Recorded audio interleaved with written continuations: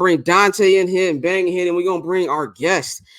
We've got a very special guest today. We've got the one and only Kris D. Lofton. For any of you guys who watch Power, I know I'm a huge Power fan since day one. I've watched all the spinoffs, everything like that, man. He's been in countless other shows. He's been on Ballers, he's been on Snowfall, also been on the classic Hardball. I feel like you've been in a whole bunch of stuff, man. Also from Chicago, like everybody is on this show.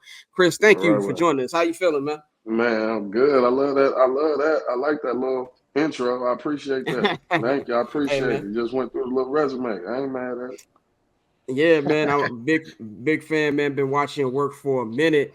Let's just get right into it, man. The last season of Force just ended. Very crazy finale. Your character Jannar went through a whole bunch of stuff in that season. Like I've never seen somebody get on drugs and shake it that quick, which is amazing to see in the show. You're funny. No, for sure though. That was crazy. That was crazy. That's why I tried to play it. I remember when we was doing that, I said the same thing. I'm like, so now I'm just off. I'm just done. I'm like, I said, so I tried to give moments where it's like, you see me still kind of tripping, tweaking like a little bit, like I'm still I'm playing it like a little, like that shit kicking my ass, but yeah, I'm done. Yeah. But so I tried to play it like that. But yeah, man, that's kind of how that was. Jannar definitely had his ups and downs, man. And it was fun playing those roller coaster rides. Those ups and downs is crazy. As an actor, you guys did fun days. Yeah, it was real great acting by you, the entire cast. Now, tell me too, because I'm like I said, I'm a massive Power fan. Tell me, like, where do you kind of feel where Jannar and CBI go from here? Because it kind of feels like Diamond really kind of lost his shit towards the end, and I feel like Tommy is really trying to look at the landscape of realizing who he can trust and who he can't trust. What do you? Of course, you can't give up too much. I don't know if you guys got the season 4 information yet, but what can you tell us about where you think Jannar's character is going to go from here with everything happening? Yeah, like they don't tell us nothing, so that's like an often misconception that we be knowing and we really don't. But I think that Jannar's character, this is like, you drag somebody through the mud, and if they not dead, if they're alive to still talk about it, then you generally got to see them get to the top. That's what I would think. Then I feel like all of that wasn't for no reason to make me go through this, and like the whole season I was just getting shitted on. I was just getting my ass beat and shitted on and slapped around and choked up and threatened and on drugs and jumped and beat up like whole season. So it's like I finally started looking clean again. I had my little chain on, had a nice little leather shirt on, had my girl, got my Lambo back, and then drove away. And then that, I think, sets the tone of where we see from here. And then also, that's why I was happy that, shout out to Gary Lennon, that he added that the scene of me and Diamond giving me a haircut or whatever, because it was more so like all right, both of us are starting over. It was transitional. It was like, all right, both of us, it's all different now. Exactly. And I feel like now we got room to, because now that they established Jannar with that darkness, which was the drugs and all of that, now you kind of have free range. It's like a born again character. I can kind of go either way. Right. Here's no, go ahead. My fault. No, that was really it. I'm just saying, I can kind of go either way. Yeah. Here's a question I had too. I saw on your Instagram that you legendary Robert Townsend directed one of you guys' episodes. Now, of course, he legendary Chicago, 5 Heartbeats, everything, all the great stuff he's done. How was it being directed by him on during this season? Yeah, that was my favorite. That was my favorite episode, Robert Townsend episode, man, because I was excited. I was definitely excited when he got on, and then me and him became cool. We hung out. We hung out a couple of times while he was in Chicago. We were filming, and even after, when it aired, he called me the next day and was like, "Nah, baby boy, man, nah, man, you did that." The same. He's like, "Man, Shanti slapping you? Oh my God, I still remember." He's like, "I still remember because I remember the whole time. It's just Robert Townsend in Video Village. He's screaming while we filming that scene because she didn't want to slap me." Because we were trying to do it. We were trying to do it where it was fake at first, where, the TV slap, where it's just, stand this far apart and just do your hand like this and go by the face. And we tried that. And it just wasn't working. And I was like, this moment is too pivotal. Like, it has to happen. It has to look real. Otherwise, this is stupid. It just looks stupid if it's not real. I said, so look, I told her name Adrian, who played Shanti, Adrian Walker. I said, Adrian, you're gonna have to slap me. I said, there's no way. I said, there's no way around it, man. I said, there's no way around. She was like, Kris, I'm not doing that. And she was still worried because she was new this season. So she was like, I'm not slapping you, Kris. She was like, I'm not doing it. No. We'll figure it out. We'll just do the TV slap. It'll be fine.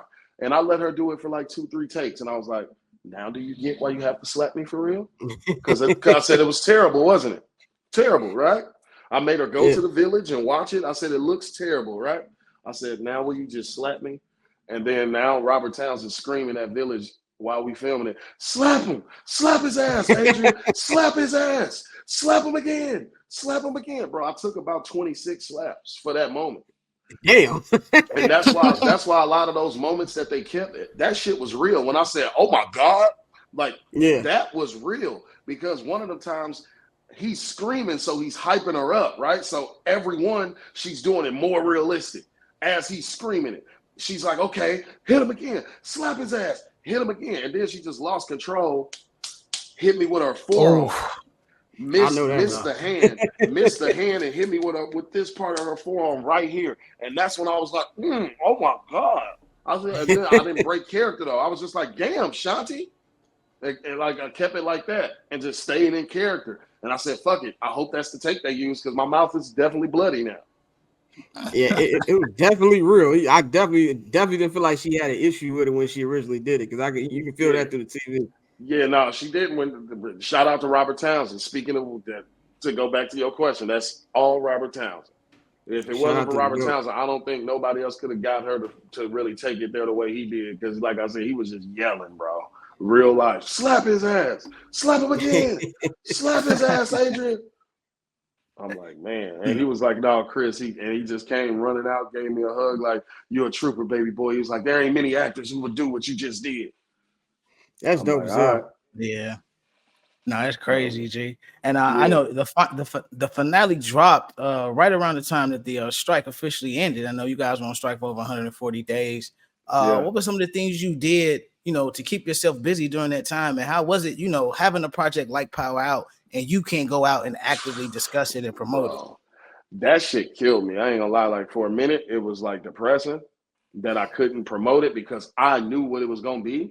Like I knew, like, cause I filmed the shit, so I knew. I'm like, no, this season they finna be, oh man, they finna go crazy about Jannar. Like I know what I did, bro, and I'm like, man, the biggest season of TV of my life, and the first strike in 60, 70 years happens, and I'm like, but I had to look for the beauty in it, and I was like, thank God I'm on a show that doesn't really need it.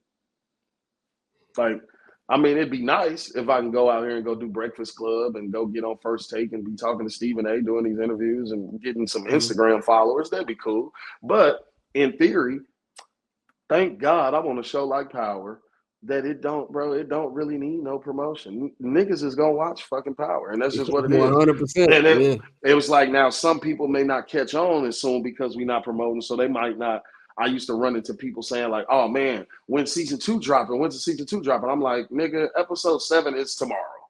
But I can't talk about it because they've been waiting on me to post it. So in their head, they don't really know that it was out. But I think during the strike, I just kept busy by just trying to be creative in other ways. One of my other homies, he an actor too. His name Patrick Cage. He on rap shit on HBO Max right now. He's on, well, not HBO Max. Yeah, is it HBO Max still? It's a Max, just Max. Yeah, it's just Max now. They took the HBO out. I forgot. It's on Max. Yeah. He's on that show, but he also sings and stuff. So I directed his music video. He got a music video. He just dropped a single, and I did my directorial debut on that. Did his his song called "Weighted Blanket." It's hard. Y'all should go listen to that. Patrick Cage, Weighted Blanket, and directed by Kris D. Lofton. So I did stuff like that. And I created a brand during this pandemic. I call it a pandemic. Everybody else calls it a strike. It was a pandemic for actors, is what this was. This shit was 2020 all over again, but the rest of the world was outside. We was the only niggas in the bubble. That's like, that was, so it felt worse. It felt worse this time around, but Yeah, I created a whole brand. I've been doing this. Your boyfriend can't cook is my little brand that I created, and I've been running with it. Yeah, I've been seeing that on the gram a lot. Yeah. Yeah. I just left DC. That's why I was in DC. I had a event out there at a steakhouse called Bond 45 in DC, and I like shut down the steakhouse, and I'm in the kitchen cooking and all of that and doing my thing, and I invite people and had it sponsored by some liquor brands and all of that. So I'm going on tour now to different cities doing that in different restaurants and lounges. And I got a cookbook dropping. I got my own seasoning coming, merch. I got a podcast from it, everything. So like, it kind of was a blessing in disguise because I wouldn't have had time to sit down and really do all this shit. I probably wouldn't even thought of it because the checks would have been distracting.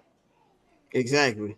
Wouldn't even been using the same creative juices. Like nigga, this was like survival, and it was like nigga, but it ended up being like it was like a light bulb moment because I just like cooking, and I would be cooking at the crib, and I would hashtag in my stories, "Your boyfriend can't cook," and then before I know it, everybody just started tagging it, and like they would be cooking at home and be like, "At Kris D. Lofton, hashtag your boyfriend can't cook. How did I do? How's it look? How's it look?" It became like an organic thing. Yeah. Yeah, bro. And then before I knew it, I started to feel like, nigga, it's more people tagging me and shit like this than Power.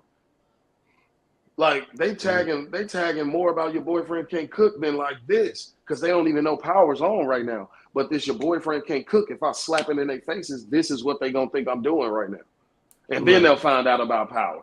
So then I just was like, man, I just went full throttle and I started writing the cookbook and getting everything together and made the brand, got my aprons made, did everything, bro, and just did that event in DC.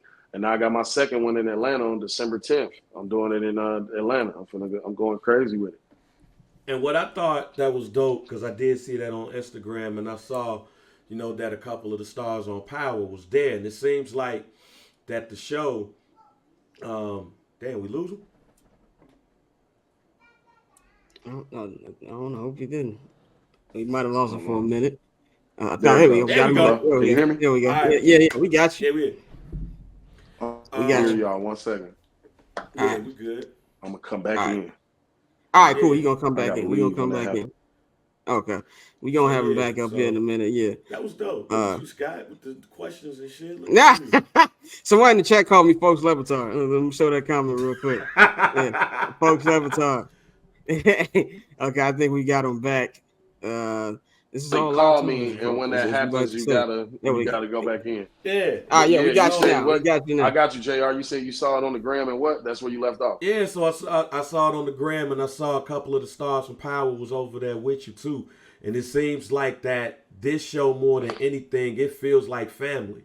Like y'all all hold it down to the point where a couple of weeks ago, I saw a red carpet joint, and somebody had asked Tommy Joseph Sequoia, I think I can't pronounce my man's last name, but they asked Joseph him. Sequoia, Now there we go. I was right then, but they asked him if you were to do a spinoff of this version of Power of Force, who would the story be around? And he said your character. So like, how is it like even hearing that? With somebody who's basically legendary off of this legendary show, basically saying like, hey, we need to tell this story too. Yeah, no, like shit like that be feeling surreal because I'm still like an overly Power fan myself. Like I still don't know how to turn the Power fan off yet. I ain't got to that point yet. to where it's just like, oh yeah, I'm the nigga on Power now. Like, nah, like I be having moments where it's like, no, I'm still a Power fan. And when I hear him say shit like that, it don't be feeling real. It be feeling like an out-of-body experience. I'm like, that nigga ain't talking about me. He's just saying that. Like, what like, this don't even make sense. Like, what? How? I'm like, where did this?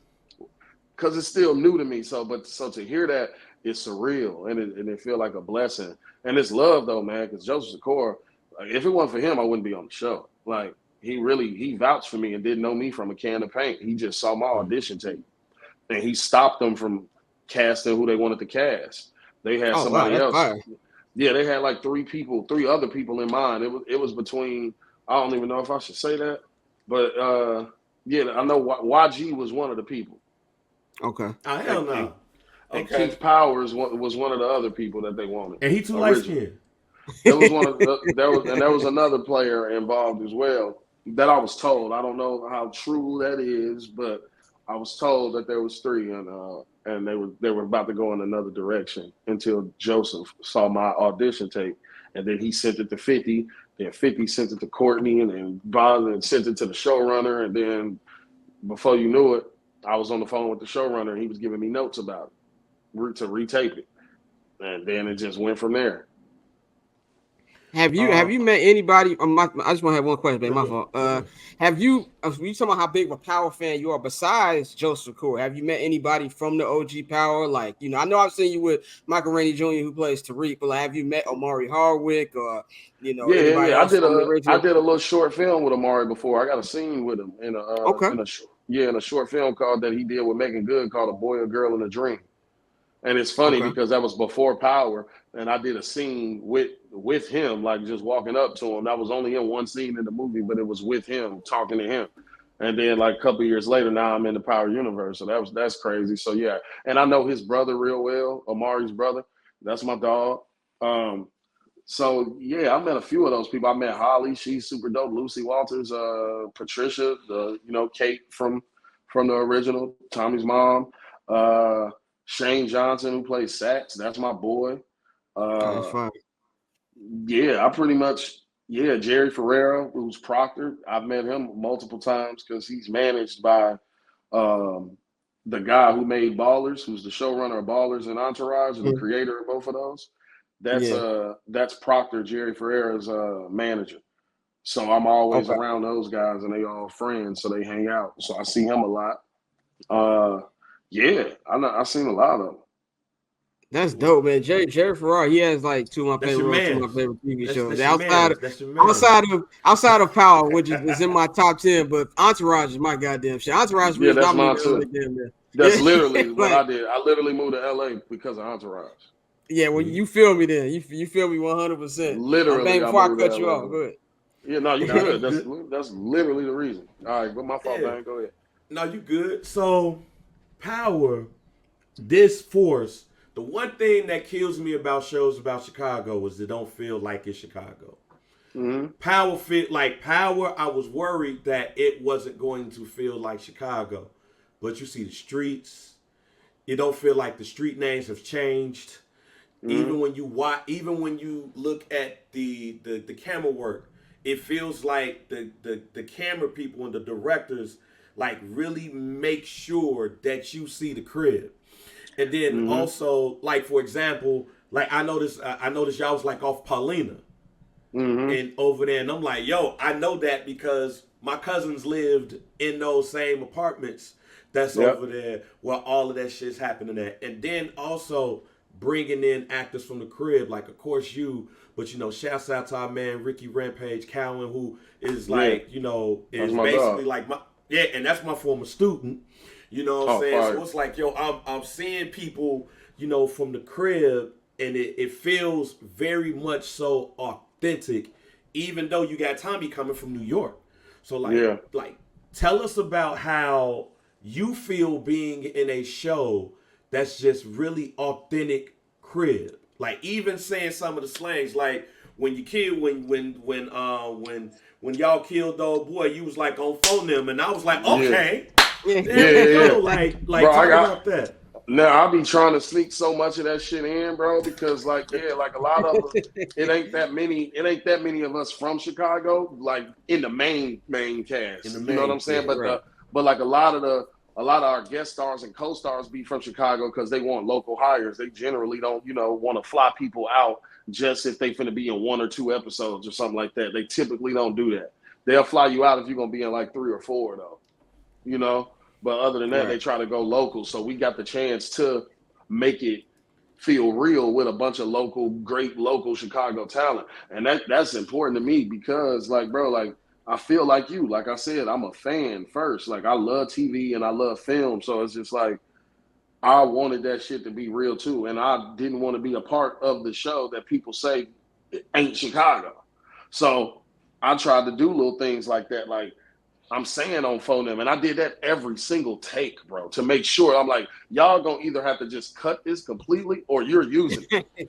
Like there ain't no in between. I said it every single time I seen him pick him up and drag him to the water. I just said it in different variations. I said the same thing, but different ways every time.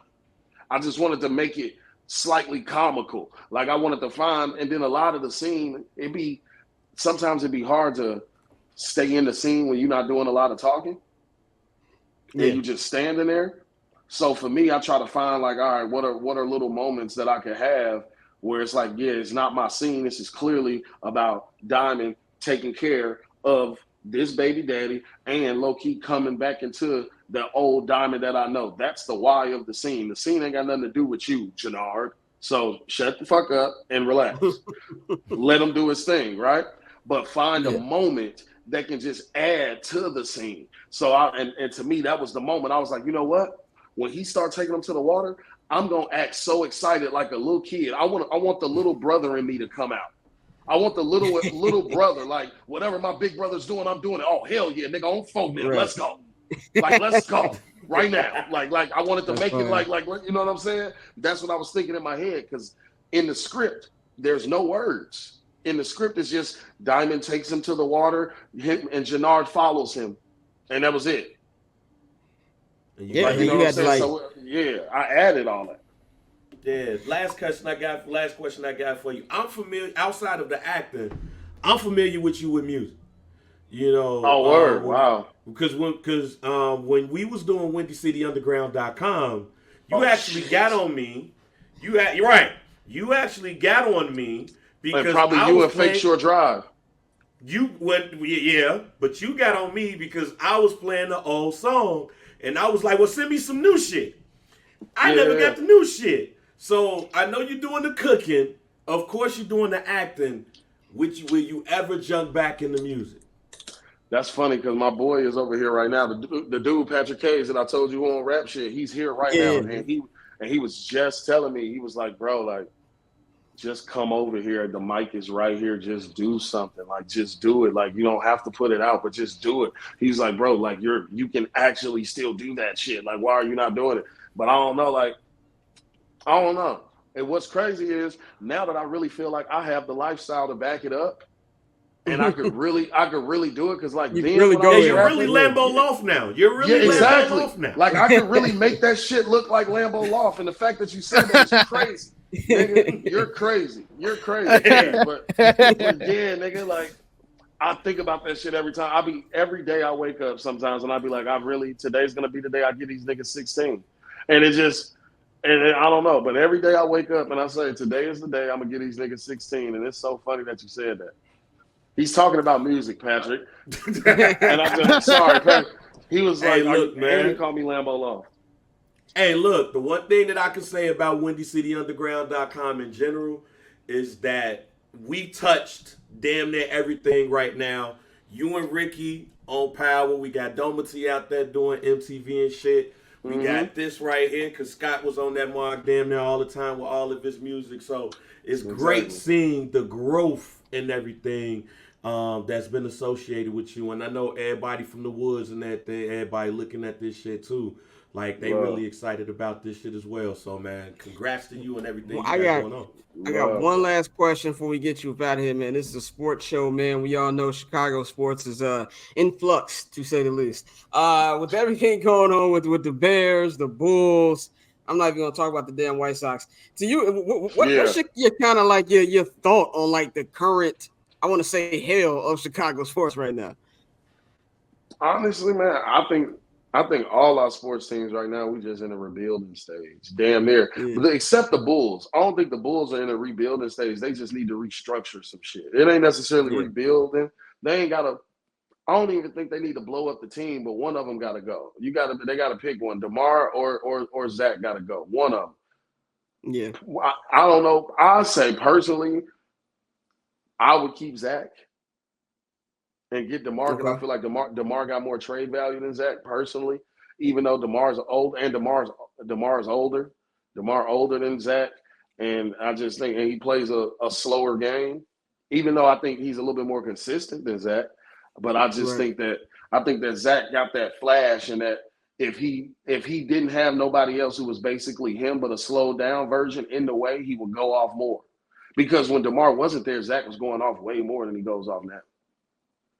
Because they, I feel like I'm with you on that. Yeah, I'm with you on that. I kind of feel like the issue with Zach to me is like I kind of feel like he don't want to be there no more. Besides that, but I kind of feel like the difference is like there's so much talent with Zach, and I feel like I don't know if in a particular situation that he can really thrive. Like talent-wise, I don't even think it's close. I think he's way more talented than DeMar. I just don't know if he fits here with the Bulls long term. Like, and that's I feel that. I feel that. Yeah. I just think he an LA dude though, but both of them are, because DeMar from Compton and Zach out here too. They both want to come out here, but I think Zach could do it. I just really think that DeMar clogs his lanes, because even when DeMar when they play him separately and they just use Zach and they go and they sub out somebody, they sub out DeMar and just put Zach in by himself and he run with that other unit. With like a Zach and Kobe White, even though he's way more inconsistent. But if you get like but a Caruso and a Kobe White and a Zach on the floor, it don't clog his lanes as much as when DeMar is there, because DeMar trying to go to that same spot on the floor, the same elbow. He trying to have the ball in his hands and create himself. And Zach need the ball in his hands. He ain't really off ball like that. But niggas like Kobe White and Caruso and all of them, they off ball. You can just hit them. They gonna run off the screens and just get to their spots. Spot up shooters. Zach need the ball, and so does DeMar. They in the way with each other. So one of them gotta go. And Vooch ain't even the problem.